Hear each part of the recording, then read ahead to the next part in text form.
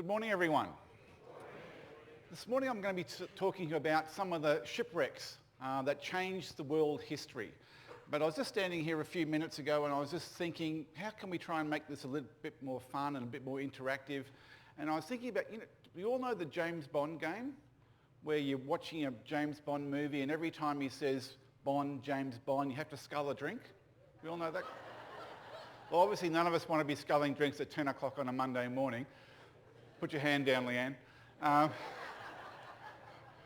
But I thought that maybe we could have a bit of fun here, and every time I say the word shipwrecked, you have to say da da da. Give it a bit more atmosphere. So we'll give it a try. Say it as loud as you can so the microphones can pick it up so we can go to the video in the rooms. But I'll try it. Ready? Shipwrecked. Pretty good. Okay, we'll get better as we go through. And the first shipwreck that I wanted to talk to you... No, it's not shipwreck, it's shipwrecked, okay? The first one I wanted to speak to you about is I've called The Curse of the Commerce. And to tell the story about the commerce, it's really the story of its captain, which was a man by the name of James Riley. He was born in 1777 in rural Connecticut. This was during the American War of Independence. And at the age of 4, he started school, and he was a bright kid. But at the age of 8, he had to give up school, and he had to work on his family farm to try and bring in income for the family. And he also had to work at other farms in the district as well to try and bring in more money for his family, who were very poor. And then he became a strapping young man. He actually grew to 6'3" and more than 100 kilos, which was a giant for that time, where the average man height in the US was about 5'6". So he became a very, very big man. And at the age of 15, he decided, against the wishes of his family, to go away and have a career at sea. So he went and joined a ship as a cabin boy. And through the years, he worked his way up through all the different ranks, from cabin boy to cook's assistant, to cook, to able seaman, all the way through until in 1805, he had passed all the examinations and he was given the role of master of his own vessel. And 3 years later, he was captaining a ship, the Two Marys of New York, that had sailed to the UK, gone to Plymouth, was carrying cargo, and they were in the Bay of Biscay when they were boarded by French vessels. Now, this was during the Napoleonic Wars, and Napoleon had issued a decree, which is called the Milan Decree, which meant that any neutral ship trading with Britain could be boarded and could have their cargo confiscated. And that's exactly what happened. This was to try and stop people from trading with Britain so that they would become strangled and not have any supplies. So all of his cargo was confiscated. And that was a disaster for Riley, because he wasn't just carrying this cargo on behalf of someone else. He'd actually purchased the goods and he was going to on-sell those goods to try and maximise his own profits. So he almost became bankrupt during that time. But over the next few years, he was able to build up his business again. And then, unfortunately, came the War of 1812. And listen carefully, this was the war where British marched on Washington and burnt down the White House. There was just a little bit of subliminal suggestion there. If you wanted to do it again, the rest of us haven't got a problem with it. And during that war, the British came and they blockaded all the ports along that American eastern coast. And so no one would send out their cargoes on ships, because every time a ship went out, it would usually be captured by the British and sold as a prize. It would be forfeited to the British. So no ship owners were sending their ships out as well. So there was very, very little work for men like Riley, and he had to go back as a labourer on a farm for a period of time. But when that war finished in April of 1815, he was appointed as captain of the American brig, the Commerce. And he was going to go on a journey on this, it was the maiden voyage of the Commerce, down the coast of the US to New Orleans, and then he was going to go across to Gibraltar and then return to Connecticut. And when he got to Gibraltar, he was asked by the United States Council there to take on board a man by the name of Antonio Michel. Michel had been shipwrecked on the island of Tenerife and had been there for several months, and then he was rescued and taken to Gibraltar. And he was a US citizen, came from New Orleans, and the US Council requested that Riley take him back to the United States, which Riley agreed to do. But they were sailing down the west coast of Africa, near the coast of the Western Sahara, when there was a terrible storm. And the winds during the night, the winds and the waves pushed them further towards the shore. And they found themselves shipwrecked. Oh my God. You just can't get good help these days, can you? Shipwrecked. Off the coast of the Western Sahara. Now, when first light came, they realised that the ship was lost, but they also realised that they were only 300 metres from the shore. So they loaded all these supplies into the longboat, which had also been badly damaged during this grounding, and they transferred as many of the supplies ashore as possible. And then during the morning, they noticed that some of the local natives were coming down to the waterfront, and they were collecting things that had washed up from the wreck, like clothing and barrels of food and things like that. And then later on, a man came down and he started rummaging through all the supplies that Riley and his men had. So Riley forced him away. He said, "Go away, shoo." But he came back a few hours later with some warriors brandishing swords. So Riley tried to distract them while his men rushed back to their lifeboat or their longboat and rowed out to the lee side of the Commerce. And Riley was captured. They threatened to kill him, so Riley yelled for his men to bring some cash from the ship. Antonio Michel rowed in alone, or he swam in alone, because he was the only one that could swim, and he gave the natives some cash. And while they were distracted, Riley ran for the shore, and he once again swam out to the Commerce. When he got there, he looked back only to see that Antonio Michel was being stabbed to death, speared to death by these locals. He was murdered. They decided that they couldn't go ashore and they couldn't stay where they were. There were still waves crashing over the Commerce. It was breaking up. But every time they tried to go out and leave that lee side of the Commerce, they were swamped by waves. They tried on 2 occasions, and both times they almost capsized. But on the third occasion, they were actually able to pull their way through the breakers, the waves breaking there, and they made it out to sea. But while they were there, they were at sea for 9 days with very little food and very little water. And the water soon ran out, and they found themselves drinking their own urine during this time. They ran out of food after a couple of days, and one day when a seabird landed on the boat, they were able to capture it, and they ate that bird, every part of that bird, including the bones and the feathers. They were so hungry. But they realised that they couldn't stay out here. They were searching for other ships. They were searching for land that they might be able to land on, but there was nothing there. So after 9 days, Riley decided that they had to go back to the shore. And when they got there, they landed in an area like this. And this is the sort of country they saw, apart from the 4-wheel drives there.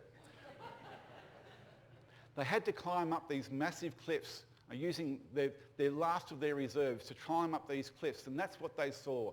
There was just nothing, no vegetation, no food, no water, nothing there at all. And they became very despondent. And some of the men decided that they were going to end it all by jumping off these cliffs down to the rocks below and killing themselves. But Riley was a very devout religious man, and he insisted that suicide was a sin and they should try and continue on. And so that for the next 3 days, they followed the coastline south along that coastline. And then finally in the distance, they saw some fires. And these were the fires of some Berber tribesmen. They walked towards these fires, and once they were seen, these Berbers rushed out to them. Now the Berbers used to have different tribes, but they used to come together at night time on some occasions to camp together, swap stories, swap information, and sometimes swap food and things. And that's how they interacted. But the fights broke out between the different tribes. And there was actually sword fights. They used their scimitar swords to fight each other to try and gain control of these Americans that had been found. They wanted to put them into slavery. And eventually it was decided that Riley and 3 of his men would go with one lot, because Riley, being as big as he was the prize, was the one they really wanted. And the other 6 men would be distributed amongst 2 other tribes. And for now they were stripped naked, completely naked, and they were separated from each other, and they were effectively slaves to these people. And this is an idea of the sort of Berber tribesmen at the time, and the scimitar swords that they used at the time. Now, over the next 3 weeks, it was what Riley describes as a living hell. They were, as I said, completely naked. They were forced to get onto camels, which they'd never ridden before. And these camels chafed their thighs, their groin area, their buttocks, until they were absolutely bleeding, and they could recognise their own camels by the blood running down the sides of the camels. Whenever they tried to relieve themselves by getting off the camels, they were walking through area that was very hard. There was lots of small, sharp stones, and after a while, their feet were lacerated by these stones. And whenever they fell behind, the Berber tribesmen would come back and they'd beat them with sticks, telling them to get back onto the camels, and they were in absolute agony. They're also travelling through temperatures during the day of about 120 degrees, and at night time it was freezing cold, and they had no shelter at all. So over the course of the day they got very, very badly sunburnt. That sunburn eventually blistered and burst, and so they had scabs covering virtually all of their body. It was just hell. At night times, Riley would sometimes meet up with these other men that had been distributed amongst the other Berber tribes, and he was able to communicate with them. And it sounds like these tribes were extremely cruel, and they were. But they were operating on the margins of survival themselves. There was very little food, very little water in this region, so they was intended to work these slaves, to let them to set up their camps, start their fires, things like that, until they dropped dead and died, because they'd cost them nothing at all anyway. And as I said, these people were operating on the margins of survival. At one stage, Riley had to tie the hands of one of his men behind his back, because that man had resorted to self-cannibalism. He was eating the flesh of his own arm. And on another occasion, he watched as 2 men followed a toddler, a 2-year-old toddler, behind some sand dunes, because they intended to kill this child and eat him. And Riley had to break that up and stop that from happening. After 3 weeks, one night while they were in camp, 2 Arab tradesmen or traders marched or rode into the camp. This was a man by the name of Sidi Hamet and his brother. Now Riley, through a bit of Spanish that he'd learnt, through some French that he'd learnt, through some Arabic that he picked up over the 3 weeks that they were there, was able to communicate with Sidi Hamet. And he convinced him that he was a valuable commodity. He and his men could be ransomed. They were worth something. If these Arabs purchased them and they got them to a place like Mogador, which there was a British community there, they would be given a ransom. These Arabs would be given a ransom for the release of Riley and his men. And at first, Hamet didn't believe him, but over a period of time, Riley convinced him that this was true. Hamet said to Riley that if you're lying to me, I'll cut your throat. But eventually he agreed to buy as many of these Americans as possible and take them to Mogador. Now at the time there were 7 Americans in the camp, but Sidi Hamet could only afford to purchase 5 of them. So Riley had to tell the other 2 men that he would do whatever he could to try and rescue them sometime in the future. But he had to leave those men behind. And this is an idea of the Bedouin that Sidi Hamet and his brother were. They would travel through the deserts buying something from somewhere and selling it somewhere else, just trading throughout the desert. And this is the sort of country that they had to travel through. So a very, very barren country. But word got out that, and they had to go all the way from 500 miles from this area of down near the Cabo Blanco all the way up to Mogador in Morocco. They had to, by this time the word had got out that these Americans were valuable, and they had to avoid other warlords within the area that had heard about this, and they wanted these Americans for themselves. And so Sidi Hamet had to call on members of his family to come and join his caravan, and also had to hire mercenaries as well to stay with them and try and protect them. There was 2 pitched battles against other warlords during this time, and they had to take diversions, long diversions around other areas to avoid other warlords. So it made the journey a lot longer. When they got within 80 miles of Mogador, Riley and his men couldn't go any further. They were absolutely exhausted. Riley wrote a letter outlining their situation and imploring for someone to give them some help. And Sidi Hamet rode to the city of Mogador to deliver that letter to a European merchant. And they were very lucky that the first person they came in contact with was the British Vice Consul in Mogador, a man by the name of William Wilshire. He immediately agreed to pay the ransom which amounts to $920 as well as 2 double-barreled muskets that were a very highly prized commodity in that region. So it wasn't a lot of money for five men. He travelled back with Sidi Hamet back to where Riley and his men were, and when he got there, he was absolutely shocked at the state of these men. They were absolute skeletons. Riley had gone from over 100 kilograms down to less than 50 kilograms, and the skin was just falling off him. And that skin, as I said, was covered in scabs from the sunburn that they'd endured. They were all very ill. They could hardly go another foot. But he took them back to Mogador and he nursed them back to health. And over the next few weeks, Wilshire sent word out into the desert that any more of these Americans out there could be brought to him and he would pay for their release. And over a period of weeks, 2 more Americans were found and they were rescued as well. Now, Riley returned to America where he wrote the book called The Authentic Narrative of the Loss of the American Brig Commerce, which doesn't actually roll off the tongue, does it? It's not a real page turner, but it was later shortened to Sufferings in Africa, and it became an absolute bestseller. He had another son with his wife, their 6th child, and he named that son William Wilshire Riley in honour of William Wilshire. He also established a city in Ohio, which he called Wilshire, and Wilshire, Ohio is still there, and it became a haven for slaves trying to be runaway slaves trying to escape their slavery from the south. He became a very vocal opponent of slavery, and there was 2 assassination attempts on his life because of those views. Now, later on, Abraham Lincoln said that Sufferings in Africa was one of the 3 most influential books that he ever read growing up as a child, the other 2 being the Bible and the Pilgrim's Progress. And he said that this book had a profound influence on his thoughts of the evils of slavery. So that's why this shipwreck, there was no D there, this shipwreck altered history. Okay, the next one I wanted to speak about was the meduse. Excuse my French here, I've been told that I have to look out for my French. But the meduse was a 40-gun frigate of the French Navy built in 1810.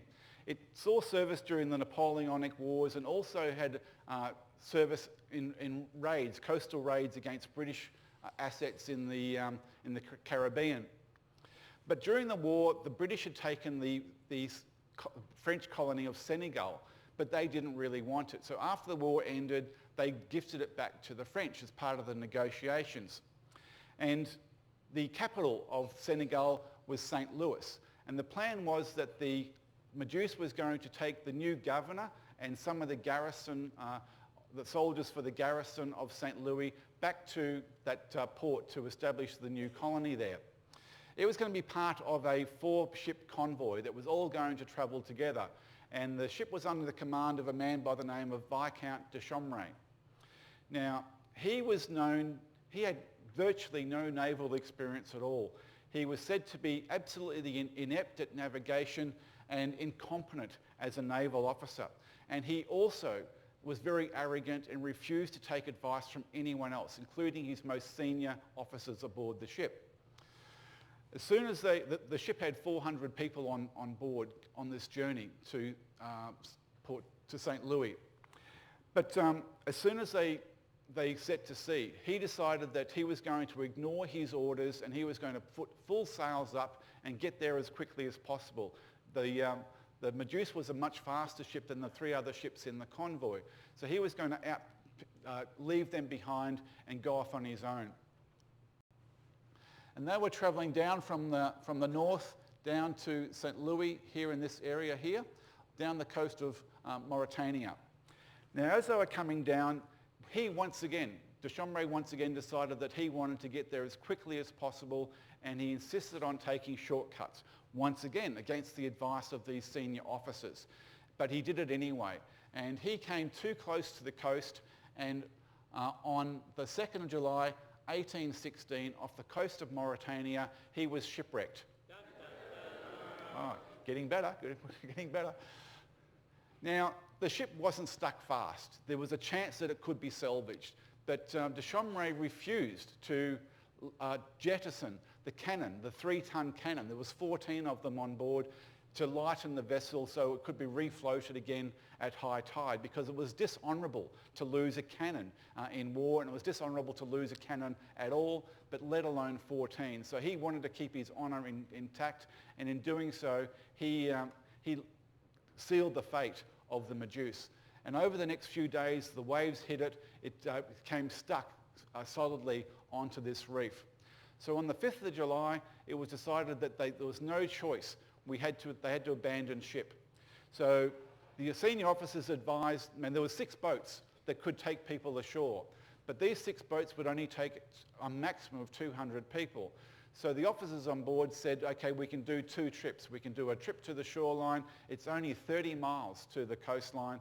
Those boats could come back and pick up the rest. But de Chambray again said no. He wanted to go all at one time. Perhaps he was thinking that the ship would break up while they were away. So he insisted on building what was known as the raft of the Meduse. Now when and this raft was constructed, when some of the very senior sailors, the people who had a lot of experience at sea, saw this raft, 17 of them said, I don't want nothing to do with this. I'd rather stay on the wreck of the Meduse than go on that raft. So 17 stayed behind. Now the raft was going to take 146 men and 1 woman. It measured 20 metres by 7 metres, and it was extremely unstable. And the idea was that the raft would be towed behind the rowboats, the longboats, and they would tow it into the shore. There were rough seas at the time, so when these 147 people got on board, it was very, very unstable. And over the next few hours, it became clear that they were making very little progress. It was too heavy, it was too unstable to go very fast at all. And there was also problems with people on the raft become panicked, and they were jumping in the water, pulling themselves along the tow ropes to try and get to the boats, the longboats. And some of those boats almost capsized with people trying to get into them. So de Chambray made the decision that all the tow ropes would be cut, and they'd set the raft adrift, which is exactly what he did. The 6 longboats made it to the shore at Mauritania after only a few hours. And the officers said, okay, we can go back and get the people from the raft. But de Chambray said, no, we're going to march back to St. Louis. We're going to go to the capital and set up this garrison there, leaving the people on the raft to their fate. And it was an awful fate. On that first night, 20 people were killed. It became obvious that with the edges of this raft were so unstable you couldn't really stay there. You would be thrown into the water. So the only stable part of the raft was in the centre, and people fought for that centre ground. Alliances formed, gangs formed, and these gangs would attack each other, trying to get that centre space within the raft. Murders took place all the time. If you closed your eyes, trying to have any sort of sleep whatsoever, you might not wake up because your throat would be cut while you were asleep. If you were anywhere near the side of the raft, the chances are you would be pushed in. By this time, there were sharks circling the raft, and anyone going in the water was attacked by these sharks, or not allowed to get back on the raft and would eventually drown. On the fourth day, there was only 67 survivors left. They had no food, they had no water, so some of them resorted to cannibalism on that fourth day. By the eighth day, there was only 15 men left alive on the raft. They were in desperate situation, but they saw in the distance the Argus, which is on this painting here, the Argus in the background there, and they were saved. They were taken to St. Louis, but over the next few days, 5 of those men died. De Chambray sent the Argus back out to try and rescue the gold that had been left on the wreck of the Meduse. And when they got there, they were surprised to find that 3 of those 17 men who had been left on the Meduse were still alive after 54 days. So they were very happy to be rescued as well. Now, when they all got back to France, 2 of the survivors wrote a book about that experience, which was extremely embarrassing to the French Navy, but also to the French government, who banned the publication of the book. And so they wanted to cover the whole thing up. But the manuscript was smuggled out to England, and the English had no qualms at all about embarrassing the French government.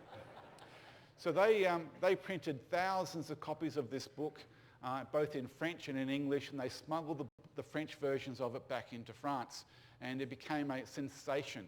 People heard about this experience for the very first time, and an inquiry had to be set up by the French government. Now, during that inquiry, Chambray was recommended that he be court-martialed. Now, these were all, the charges were things like disobeying his orders, having the ship wrecked in the first place. No, don't worry about that one. Losing his ship, which was a capital crime, but also desertion of these people aboard the raft, which was also a capital crime. But because of his family's influence, because of political reasons, which was the reason he'd been appointed to the command of the ship in the first place, because of those reasons, all he got was a slap on the wrist, and he got sentenced to 3 years home detention. But even that didn't work, because he was often seen at parties and at the opera in Paris during that 3-year period. But the inquiry also brought some good things, and it changed French military culture at that time. And the French decided to follow the English example, and from then on, all promotions and appointments to the Navy were only to be based upon merit, and that was enshrined in French legislation. So that's the change that it made to history. Theodore Gérigault, who was a young painter, unknown painter, painted a work of art called The Raft of the Meduse, and that's now on, because it's considered an absolute masterpiece, and it's on display at the Louvre in Paris if you can get close enough to get a decent photo of it. So another shipwreck I wanted to talk to you about is the shipwreck that saved America. And this was a ship called the Sea Venture.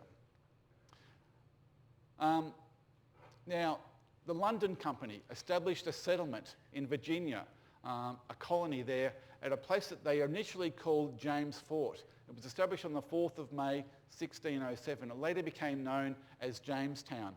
But things didn't go very well. And within months, 80% of the people in that colony had died of starvation or illness or conflicts with local Native American Indians.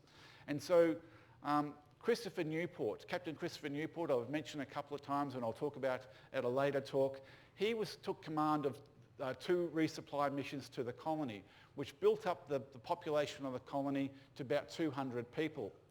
But the commander of the colony, a man by the name of John Smith, wrote back to the London Company imploring that we need more supplies, we need more people, we need those people to be useful, people like farmers who could raise crops and raise cattle and do some agricultural work. We need blacksmiths, we need carpenters, tradespeople that can actually have a function in this colony.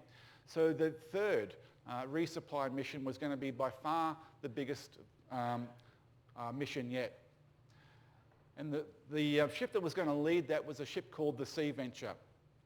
It was built for £1,500, which was a lot of money at that time, and it was considered to be the very first emigration ship. So it was built to carry passengers on this journey rather than trade goods. So it was fairly comfortable under the decks. And this was to lead the third supply mission to Jamestown. They set sail from Plymouth on the 2nd of June 1609 in company with 6 other vessels, with a total number of people on board those 7 vessels of 600 people. It was to be the maiden voyage of the Sea Venture.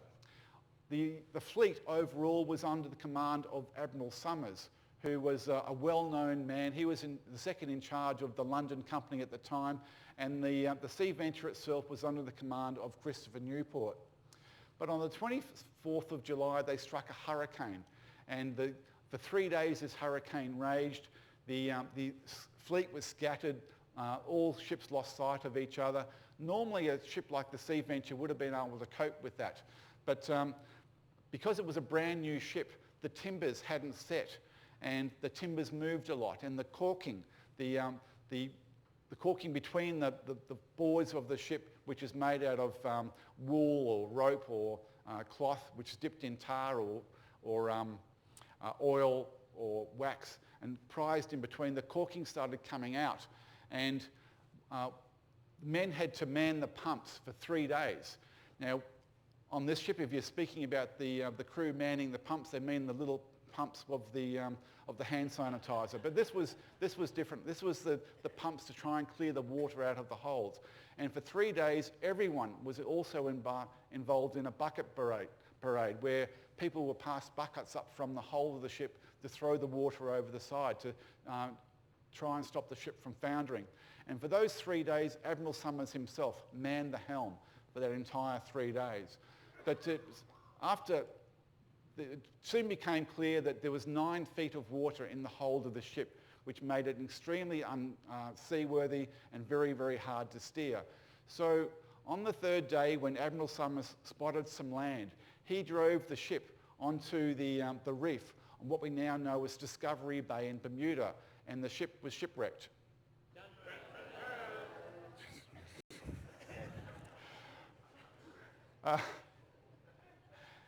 And this shipwreck is the basis of the Shakespeare play The Tempest, if you've ever seen the play The Tempest. So they stayed in Bermuda for 9 months, and during that time things were pretty comfortable. They were able to construct 2 new vessels that were made of Bermudan cedar, which is a very, very strong wood. It's as strong as oak, but it's much lighter than oak, and it's very, very highly prized for its shipbuilding use. It's great material for shipbuilding. They also used some of the rigging and what was left over from the wreck of the Sea Venture. On the way, they'd been trying to breed pigs along this journey from England, and none of the pigs had really decided to get involved in that or cooperate. But as soon as they reached Bermuda, these pigs went crazy, and they started breeding like rabbits. And there was, after a short amount of time, there was little piglets running around everywhere. So that was successful. They set sail and arrived in Jamestown on the 23rd of May 1610 aboard these 2 vessels. By the time they got there to Jamestown, there was only 60 survivors left. It had been the period of time which was known as the starving time in Jamestown, where people just starved to death. There was absolutely no food around. So these pigs that had been bought with the 2 vessels, the Patience and Deliverance, were the things that saved this colony. And it said that these were the swine that saved America, and this was the shipwreck that saved America. By this time, by then, with these voyages with the 2 ships, there was now 142 settlers in Bermuda. But Admiral Somers decided that he would go, in Jamestown. But Admiral Somers decided that he needed to go back to Bermuda to get some more supplies that had been stockpiled there, including some more pigs, because the pigs wouldn't breed in America. So when he got back to Bermuda, he died. And on his official death certificate, it says that he died from a surfeit of pork. He had overdosed on pork, believe it or not. So gentlemen, tomorrow morning, when you think about that extra rasher of bacon, maybe think again.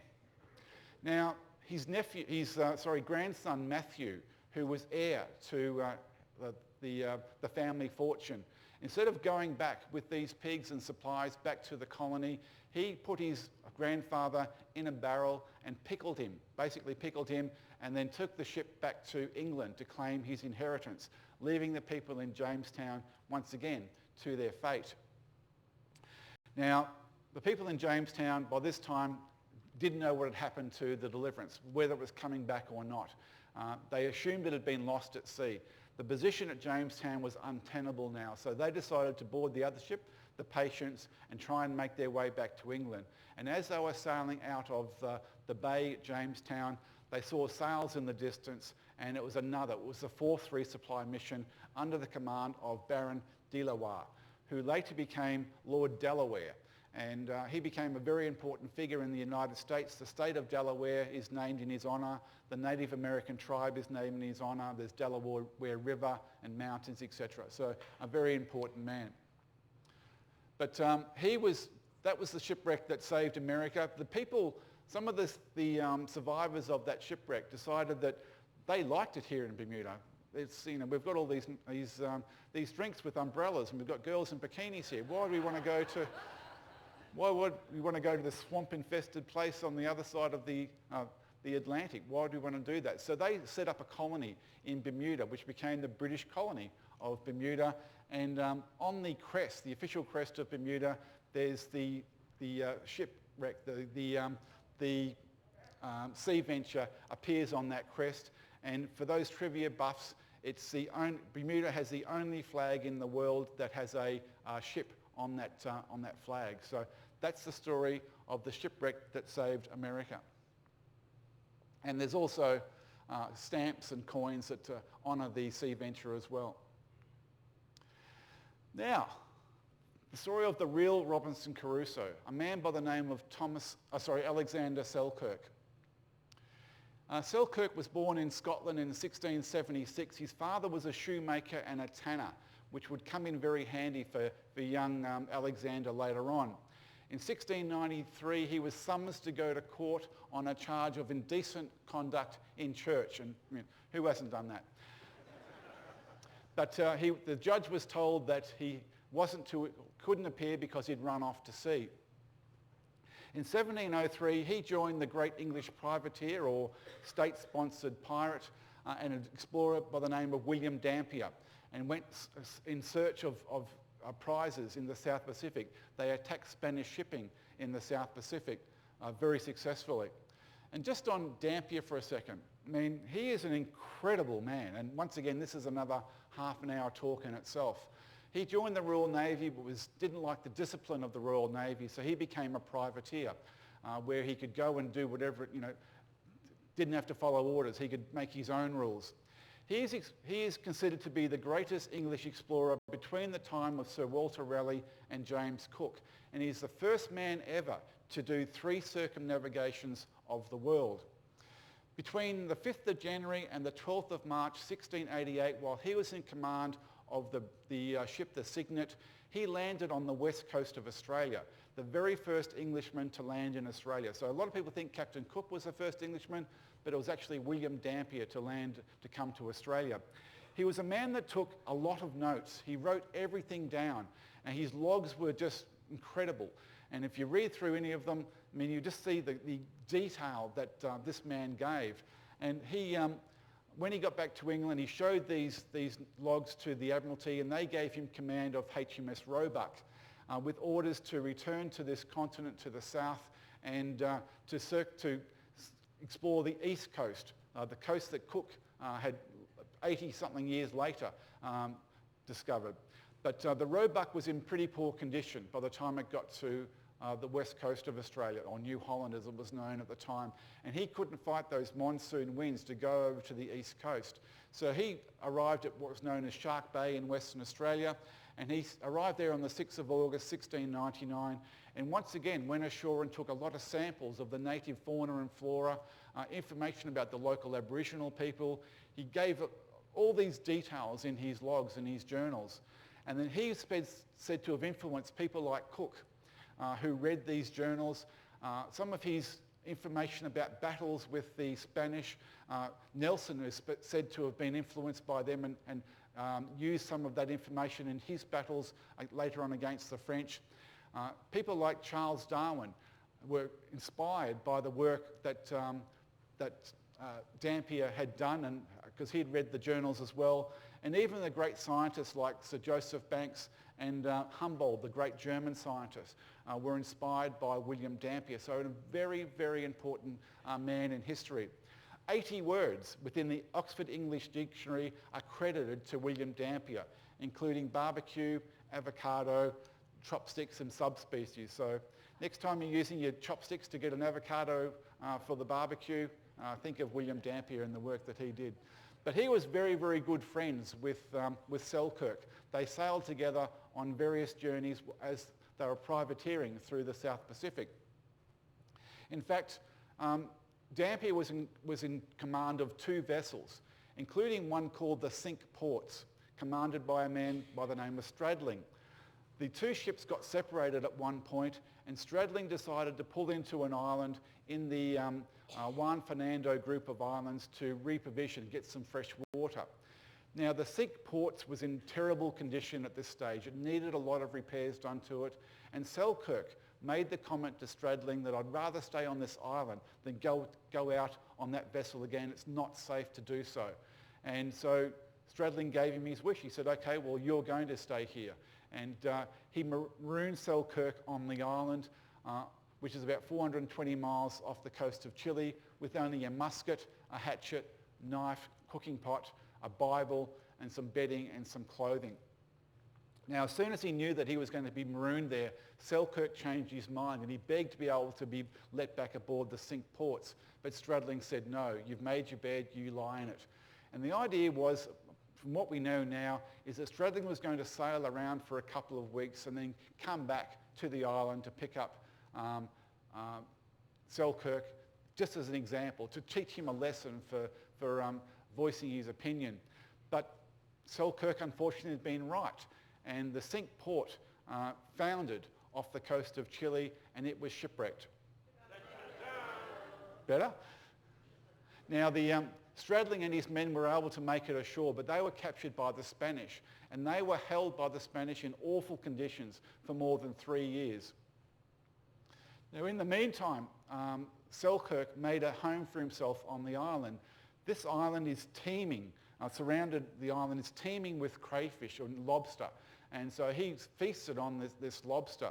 He was able to construct a hut. When the area was inundated with rats, he found some wild cats, and he was able to domesticate those cats by giving them food, and those cats drove away the rats. He was able to capture goats, and he bred the goats. He was able to, they provided him with milk and also with fresh meat, and whenever he needed clothing, he was able to use the skills that his father had taught him as a tanner and a shoemaker by skinning the goats and using that to create clothes and footwear for himself. On 2 occasions, Spanish ships anchored in the bay and came ashore. He knew that if these Spanish found him as a Scottish privateer, they would probably hang him. So he hid from the Spanish at all times. Elephant seals came to nest on the island during their mating season. So he was eventually driven away from the beach by these elephant seals and went up into the mountains. But he established a hut about 2/3 of the way up this large mountain on the island. And every day he would go the further third of the way up the mountain to the top of the mountain, and he would search the horizon for a sail, for salvation, every single day, and what's known today as Selkirk's Lookout. And he searched in vain for 4 years and 4 months until someone came for him. And that man was Dampier again. When Stradling and his men were released from that Spanish prison as part of a prisoner exchange, they went back to London. There was a report written about what had happened to them. In that report, they mentioned that they'd marooned Selkirk on this island. So Dampier, who wasn't the commander of a ship, he was the sailing master of a ship called the Duke. He begged the captain for permission to go to this island to give his friend a decent Christian burial. But when they arrived there on the 2nd of February 1709, they found that Selkirk was in very good condition. In fact, he was in better condition than a lot of the crew aboard the Duke, who had come down with scurvy at the time. So Selkirk was able to supply the crew with fresh goat meat, which nursed them back to health, as well as fresh water, of course. He spent some time more privateering around the South Pacific and the Eastern Pacific with Dampier, and then went back to London, and he joined the Royal Navy. But he was on, ironically, an anti-pirate patrol on December 13th, 1721, when he succumbed to yellow fever and died. Daniel Defoe wrote the book Robinson Crusoe, based on the life of Alexander Selkirk and his adventures, which was inspired by Selkirk. And in 18, by the way, the first talk I did about the man who named Australia, Matthew Flinders, the very first man to circumnavigate Australia, the first man to suggest the name Australia for the great southern continent, he said that he was inspired by this book, Robinson Crusoe, to start his career at sea. So once again, it comes back to that. In 1868, the crew of HMS Topaz took a plaque up to the top of the mountain to Selkirk's lookout, to place that plaque there as a commemorative to their hero. And this is where the island is, over here. On the 1st of January 1966, the President of Chile renamed the island Robinson Crusoe Island. And he renamed the island nearby that Selkirk had never actually visited, Alexander Selkirk Island. And last year we were there, we hiked up the mountain. This is about halfway up, and you can see the ship in the background there, how small that is. It was a tough climb, I could tell you. But we made it up to the top, and we found the plaque that had been left there by HMS Topaz. It was a good trip. So ladies and gentlemen, that's some stories about shipwrecks that shaped history. I hope you've enjoyed that. I'll be back in a couple of days' time to tell you about the oldest sporting trophy in the world, the America's Cup. Hope to see you then.